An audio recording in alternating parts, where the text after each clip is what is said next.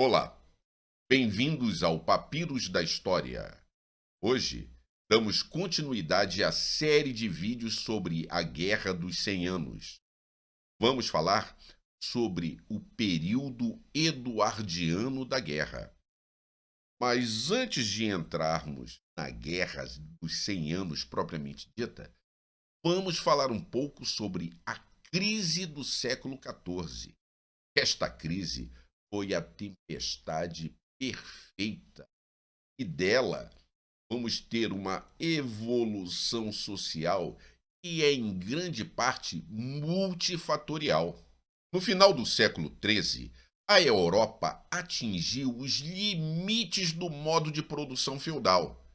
Era cada vez mais difícil equilibrar a produção de alimentos e a demanda da população. Assim, no século XIV, esse equilíbrio precário foi quebrado e uma crise geral surgiu na Europa. Do ponto de vista historiográfico, esta crise do século XIV é considerada como a morte da Idade Média e o nascimento dos Estados modernos.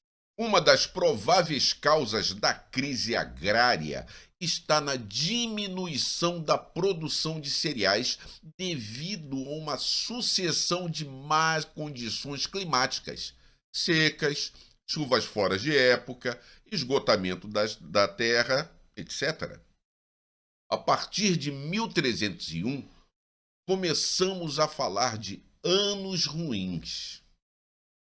Nas décadas subsequentes, os anos ruins continuam, na maioria das vezes, devido à má colheita, agitação política, guerra ou desorganização econômica devido à peste negra. Muitas vezes, é uma combinação de todos esses fatores. De 1314 a 1317, uma série de anos chuvosos, culminando no ano de 1315, onde as colheitas foram 50% menores. A população morre de fome ou de epidemias que floresceram da má alimentação decorrente das péssimas colheitas. É uma fome climática, no sentido de que não há grandes problemas políticos ou guerras neste período. No fim da década de 40 do século XIV, é a década da chegada da peste negra no ano de 1348. Além disso, é uma década muito chuvosa e fria. Estamos falando da Europa, gente. Há escassez de grãos e a correlata fome devido às chuvas torrenciais. A peste negra foi mencionada pela primeira vez em 1348. A peste leva o nome de um dos seus sintomas mais terríveis, inflamação do gânglio linfático, particularmente nas virilhas ou axilas, causada pela absorção de matéria infecciosa. A maioria das pessoas infectadas morrem em 48 horas, mas aquelas poucas que conseguem se recuperar ficam imunes. A peste negra apareceu nas zonas costeiras e logo alastrou-se rapidamente por toda a Europa, atingindo mais particularmente os feridos de guerra e os mais pobres e desnutridos. Este esfriamento climático afetou a Inglaterra a partir do século XIII a Inglaterra, teve que abrir mão de algumas produções agrícolas, vinho, por exemplo, e optar por uma economia baseada na especialização e no comércio. Isso permitiu o surgimento de uma burguesia empresarial poderosa e inovadora no comércio e na indústria, conferindo-lhe certa vantagem sobre os demais países europeus. O clima chuvoso e as pastagens verdejantes favoreceram a criação de ovelhas, permitindo uma produção significativa de lã utilizada por tecelões e tapeceiros. A lã inglesa era fina e de excelente qualidade. Com o artesanato e o comércio, as cidades se desenvolveram. A ascensão do comércio tornou certas regiões economicamente dependentes de um ou outro reino. A Aquitânia, que exporta o seu vinho para a Inglaterra, e a Bretanha, que exporta o seu sal, e Flandres, que importa a lã inglesa, tem todo o interesse em estar na esfera de influência inglesa. O transporte de mercadorias era feito principalmente por via marítima ou fluvial. As regiões da Champagne e da Borgonha abasteciam Paris através do Sena e seus afluentes. Portanto, são pró-franceses. A Normandia é compartilhada porque é o ponto de união entre esta bacia e o Canal da Mancha, que se torna uma área de troca cada vez mais intensa. Vou falar agora de uma figura que eu já falei no vídeo anterior, que é o Henrique II. Henrique II tornou-se rei e ele havia herdado do seu pai em 1151 os títulos de Duque da Normandia, Conde de Anjou e do Maine. E com seu casamento em 1152 com Leonor da Aquitânia, se tornou Duque da Aquitânia e Conde de Poitiers. O casal teve 8 filhos. Quem são esses filhos? Guilherme IX, Conde de Poitiers, que morreu aos 2 anos de idade. Henrique o Jovem, que morreu de desinteria aos 23 anos. Ricardo I, que é conhecido como Ricardo Coração de Leão. Godofredo II da Bretanha, morto aos 27 anos, uma queda de cavalo em Paris. Matilde da Inglaterra, Leonor da Inglaterra, Joana da Inglaterra e João da Inglaterra. Henrique tentou resolver a questão da sucessão do trono inglês. Henrique o Jovem foi coroado co-rei da Inglaterra em 1170, porém não recebera nenhuma espécie de poder vinda do seu pai. Também lhe foi prometida a Normandia e Anjou por parte de herança futura. Ricardo seria nomeado Conde de Poitiers, com controle também sobre a Aquitânia, enquanto Godofredo tornou-se-ia Duque da Bretanha. Na época, parecia muito improvável que João recebesse terras, ou que isso é, uma herança boa, e logo seu pai o apelidou de João o Sem Terra. Com a morte de Ricardo I, isto é, Ricardo Coração de Leão, seu irmão mais novo, João, torna-se o soberano da Inglaterra. O reinado de João foi marcado por guerras e perdas expressivas no território da França, no território continental, do reino continental inglês. E isto vai gerar uma crise econômica muito grande, porque ele vai tentar subsidiar exércitos sem dinheiro, logo vai ter que o quê? Aumentar os impostos. E vai onerar cada vez mais a população, inclusive a igreja. Bom, então falamos sobre a crise do século XIV. Temos uma ligeira explanada na questão geopolítica, até João Sem Terra, a perda territorial de João e o que isto vai gerar. Então agora, propriamente dito, vamos entrar na nossa Guerra dos 100 Anos. A Guerra dos 100 Anos é comumente dividida em três fases separadas por tréguas. A primeira fase, a Guerra Eduardiana, que vai de 1337 a 1360. A Guerra Carolina, que vai de 1369 a 1389. A Guerra Lancastriana, que vai de 1415 a 1453. Nos primeiros anos da guerra, os ingleses liderados pelo rei Eduardo III e seu filho Eduardo de Woodstock, também conhecido como o Príncipe Negro, tiveram sucessos retumbantes, principalmente em Crécy, em 1346, e em Poitiers, 1356, onde o rei João II da França foi feito prisioneiro. Em 26 de janeiro de 1340, Eduardo III recebeu formalmente a homenagem de Guy, meio-irmão do Conde de Flandres. As autoridades cívicas de Gand, Ypres e Bruges proclamaram Eduardo III da Inglaterra também rei da França.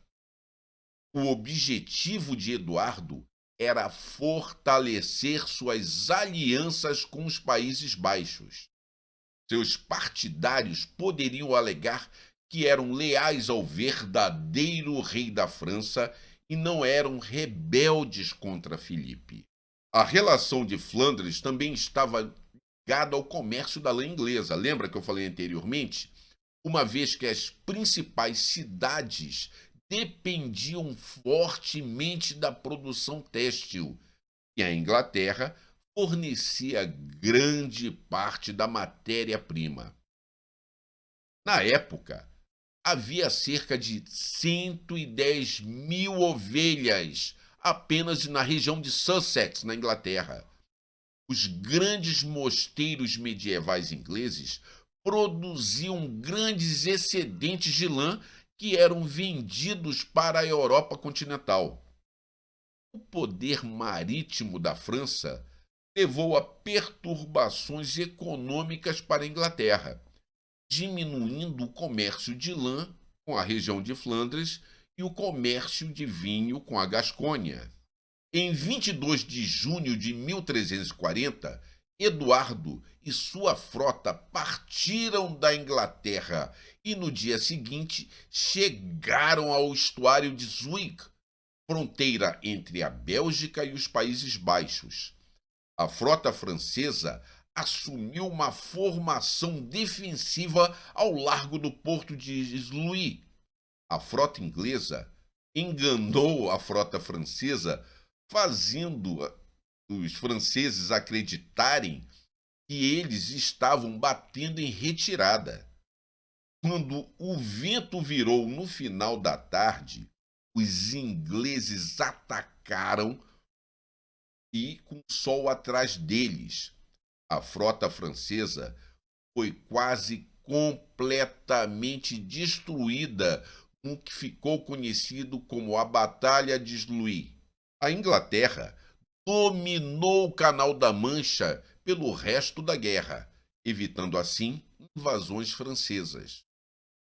Neste ponto, os fundos de Eduardo III acabaram e a guerra provavelmente teria terminado se não fosse pela morte de João III, Duque da Bretanha, em 1341, precipitando uma disputa pela sucessão da Bretanha entre o meio-irmão do Duque, João de Montfort, e Carlos de Blois, sobrinho de Filipe IV da França.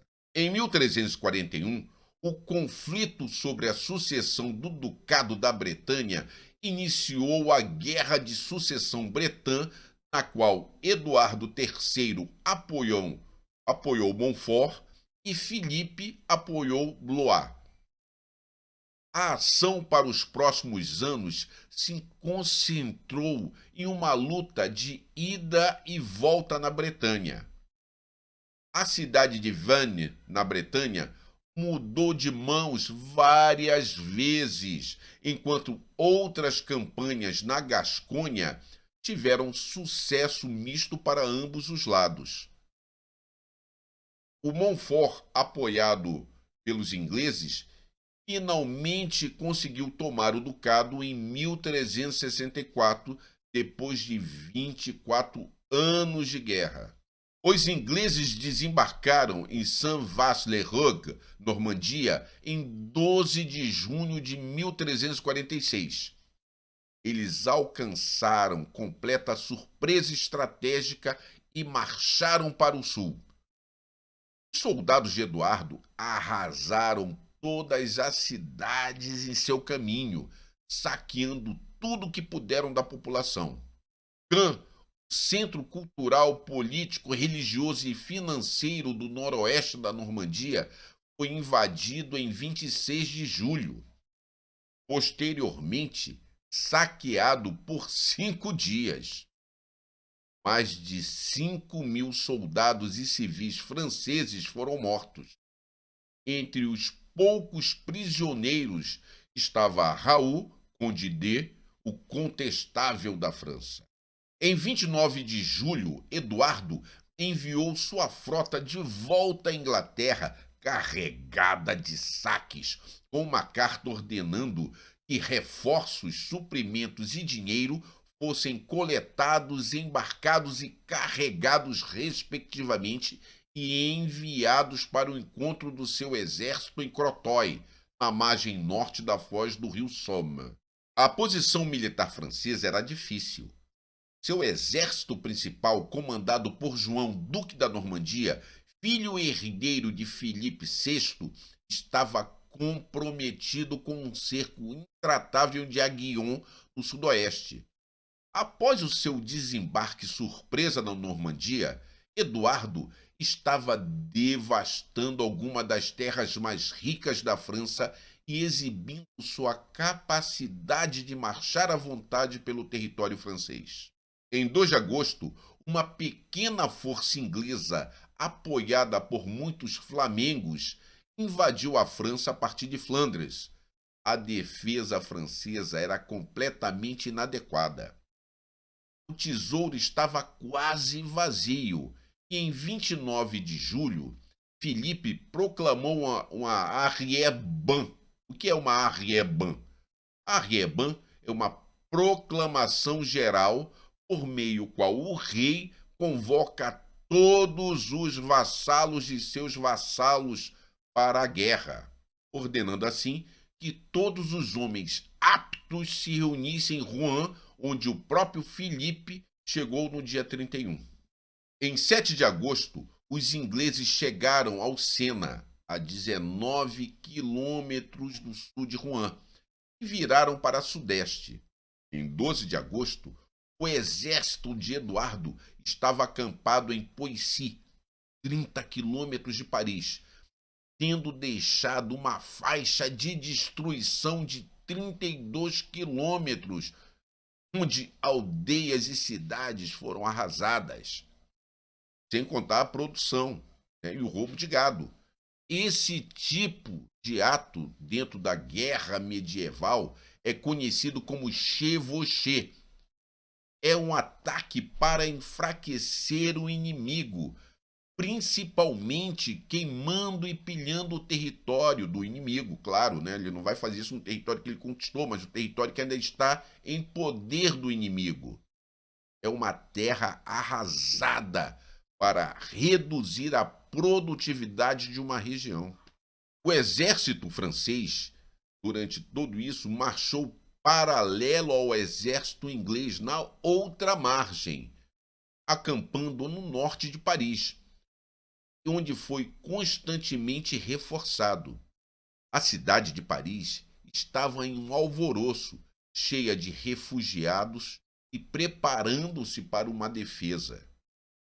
O exército francês consistia de cerca de 8.000 homens em armas, 6.000 besteiros e muitas tropas de infantaria. Filipe enviou um desafio em 14 de agosto, sugerindo os dois exércitos lutassem em um horário e local mutuamente acordados.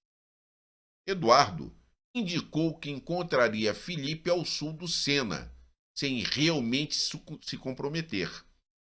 Em 16 de agosto, os franceses se posicionaram. Eduardo prontamente incendiou Poissy, destruindo pontes e marchando para o norte. Os franceses haviam tomado a decisão de realizar uma política de terra arrasada, isto é, antes que o inimigo fizesse um chevauchê, eles levavam embora todos os estoques de alimento e queimavam o restante, forçando os ingleses a se espalharem por uma ampla área para procurarem forragem para os seus animais. Isto atrasou muito a evolução do exército inglês. Bandos de camponeses franceses atacaram alguns dos grupos menores desses soldados que procuravam alimento. Filipe chegou ao rio Somme um dia de marcha à frente de Eduardo. Filipe se baseou em Amiens e enviou grandes destacamentos para manter todas as pontes e vãos através do Somme entre Amiens e o mar. Os ingleses estavam agora presos em uma área que havia sido despojada de comida. Os franceses saíram de Amiens e avançaram para o oeste em direção aos ingleses dispostos a lutar, sabendo que teriam a vantagem de poder ficar na defensiva enquanto os ingleses eram forçados a tentar abrir caminho. Já Eduardo estava determinado a quebrar o bloqueio francês do Somme e sondou em vários pontos atacando Raguer e Pont-Remy, antes de seguir para o oeste ao longo do rio. Os suprimentos ingleses estavam acabando e o exército estava esfarrapado, faminto e começando a sofrer com uma queda na moral. No dia 24 de agosto, os ingleses estavam acampados ao norte de Achot, enquanto os franceses estavam a 10 quilômetros de distância em Abbeville. Durante a noite, os ingleses marcharam sobre um banco de areia chamado Blanchetac. A margem oposta foi defendida por uma força de 3.500 franceses. Arqueiros ingleses e cavaleiros entraram no rio e, depois de uma luta curta, derrotaram os franceses. Tal era a confiança francesa de que Eduardo não cruzaria o Somme, que esta área não foi desnudada, isto é, não foi destruída, permitindo assim que o exército inglês saqueasse e se reabastecesse. Os flamengos que apoiavam os ingleses, que estavam fazendo um cerco mais ao norte, não conseguiram tomar a cidade de Betume e logo bateram em retirada. Eduardo logo recebeu a notícia que ele não teria o reforço dos flamengos e que os navios que deveriam estar esperando em Crotoy não estavam em lugar nenhum. Assim, Eduardo só tinha uma coisa a fazer: enfrentar o exército de Filipe com o que ele tinha. Logo, ele preparou uma posição defensiva em Crécy. Os franceses contavam com um exército de 30.000 homens e também tinham o apoio do rei da Boêmia, João o Cego, além também de contarem com mercenários genoveses. Já os ingleses tinham um exército de 10.000 homens. O exército inglês foi dividido em 3 batalhões desdobrados em coluna. O filho do rei, Eduardo, príncipe de Gales, também conhecido como Eduardo, príncipe negro, auxiliado pelos condes de Northampton e Warwick, comandou a vanguarda com 800 cavaleiros, 2.000 arqueiros e 1.000 soldados de infantaria, incluindo lanceiros galeses. À sua esquerda, outra batalha foi liderada pelo conde de Arundel, com 800 cavaleiros e 1.200 arqueiros. Atrás deles, o rei comandou a batalha de reserva com 700 cavaleiros e 2.000 arqueiros. Cada divisão era composta de cavaleiros no centro, todos a pé, com fileiras de lanceiros imediatamente atrás deles e com os arqueiros em cada flanco em uma linha de escaramuça. Muitos dos arqueiros estavam escondidos em pequenos bosques ou deitados na relva. O aprovisionamento e bagagens foram posicionados na retaguarda de todo o exército, onde foi circundado e fortificado para servir de parque para os cavalos. Uma defesa contra qualquer possível ataque pela retaguarda e também ponto de encontro em caso de derrota. Por volta do meio-dia do dia 26 de agosto de 1346, batedores franceses avançando para o norte de Abbeville avistaram os ingleses. Seguiu-se uma grande luta de homens de armas liderados pelo Carlos de Alençon, irmão de Filipe, acompanhado pelo rei João da Boêmia, o Cego. A próxima luta foi liderada pelo duque Rodolfo de Lorraine e pelo conde Louis de Blois, enquanto Filipe comandava a retaguarda. À medida que chegavam as notícias de que os ingleses haviam se voltado para a luta, os contingentes franceses aceleravam, se acotovelavam uns contra os outros para chegar na frente de batalha. Os genoveses ficaram na vanguarda, enquanto os homens de armas montados deixaram para trás a infantaria e as carroças que os acompanhavam com suprimentos. A disciplina logo foi perdida. Os franceses foram prejudicados pela ausência de seu contestável, que normalmente era o homem responsável pela organização e liderança do exército. Mas lembre, ele foi capturado lá em Caen. Uma vez que a escaramuça parou, os homens, especialmente a infantaria, estavam continuamente se juntando à Batalha de Filipe, enquanto marchavam para noroeste de Abbeville. Depois de reconhecer a posição inglesa, um conselho de guerra foi realizado, onde os altos oficiais franceses, que estavam completamente confiantes na vitória, aconselharam um ataque. Mas não até o dia seguinte. O exército estava cansado de uma marcha de 19 quilômetros e precisava se reorganizar para poder atacar com força. Também era sabido que o conde de Savoia, com mais de 500 cavaleiros, marchava para se juntar aos franceses e estava próximo. Apesar disso, os franceses atacaram no final da tarde. Não está claro se a ordem de batalha partiu de Filipe ou porque muitos dos cavaleiros franceses continuaram pressionando e começaram contra a vontade do rei. Na verdade, o plano de Filipe era usar as flechas de longo alcance de seus besteiros, enfraquecendo assim a infantaria, facilitando o ataque francês. O exército francês avançou no final da tarde, desfraldando sua bandeira sagrada de batalha, a auriflama, indicando assim que nenhum prisioneiro seria feito. À medida que avançavam, uma tempestade repentinamente caiu sobre o campo de batalha. Os arqueiros ingleses desarmaram seus arcos para evitar que as cordas se afrouxassem com a chuva que estava caindo.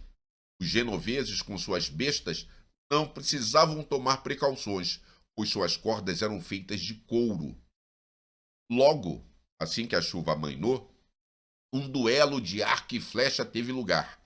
Os arqueiros superaram seus oponentes e tiveram uma cadência de tiro 3 vezes maior, Os besteiros também estavam sem suas reservas de munição, que estavam lá na bagagem, lá atrás, lembra? As carroças ficaram para trás. A lama também impedia sua capacidade de recarga, o que exigia que eles pressionassem os estribos de suas armas no chão, e assim diminuíam sua capacidade de tiro. Os genoveses foram rapidamente derrotados e fugiram. O conde de Alençon lançou então uma carga de cavalaria. E esta carga foi desordenada por sua natureza improvisada e forçou o seu caminho através dos genoveses batendo em retirada, além de ter um terreno lamacento à frente. O ataque foi ainda interrompido pelo tiroteio pesado e eficaz dos arqueiros ingleses, que causaram muitas baixas. É provável que os arqueiros tenham preservado sua munição até que tivessem uma chance razoável de penetrar a blindagem francesa. Mais ou menos, acho que eles atiraram as flechas com cerca de 80 metros de distância. Os cavaleiros franceses tinham alguma proteção, mas seus cavalos estavam completamente sem armadura e foram mortos ou feridos em grande número. Os cavalos feridos caíram jogando ou prendendo seus cavaleiros e fazendo com que as fileiras seguintes se desviassem para evitá-los e caíssem em ainda mais desordem.